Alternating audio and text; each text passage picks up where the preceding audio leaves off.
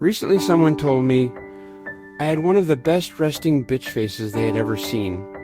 And I replied, I know too much to walk around with a fake smile plastered on my face. And honestly, that may be one of the truest things I've ever said. There's a certain kind of expression that develops when a person has seen too much reality. Not necessarily tragedy, just too much contradiction. People pretending to be kind while behaving cruelly. People curating identities instead of developing character. People obsessing over appearance while neglecting the condition of their souls. I've always loved the story of Dorian Gray.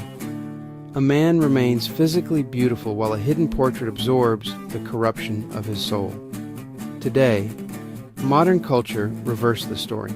Now people spend their lives perfecting the portrait, while the soul quietly deteriorates underneath. But eventually, something leaks through. The nervous system writes itself onto the face. The eyes change. The posture changes. The energetic presence changes. A person who chronically disrespects life often becomes harder to look at over time, even if cosmetic surgery temporarily hides the damage.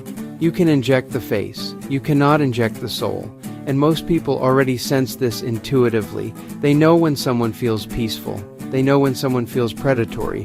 They know when a smile is genuine and when it is camouflage. Human beings perceive far more than modern culture admits. That's why I always liked the movie Shallow Hal. Jack Black's character becomes able to see people based on the beauty of their hearts rather than their physical appearance.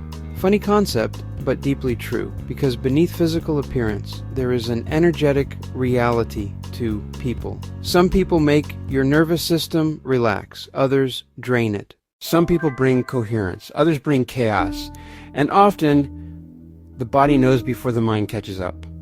For example, modern society treats intimacy casually, as entertainment, validation, recreation. But intimacy is not spiritually neutral. When you sleep with someone, you exchange more than bodies.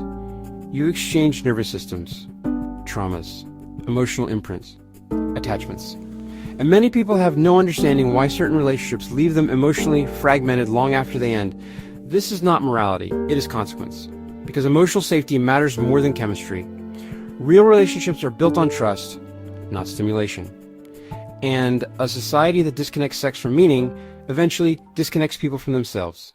We are living in a spiritually confused time. People know how to optimize attraction, but not integrity. How to provoke desire, but not sustain love. How to perform confidence, but not develop wisdom. And beneath all the smiling, many people are exhausted, disconnected, lonely, performing emotional wellness while internally collapsing.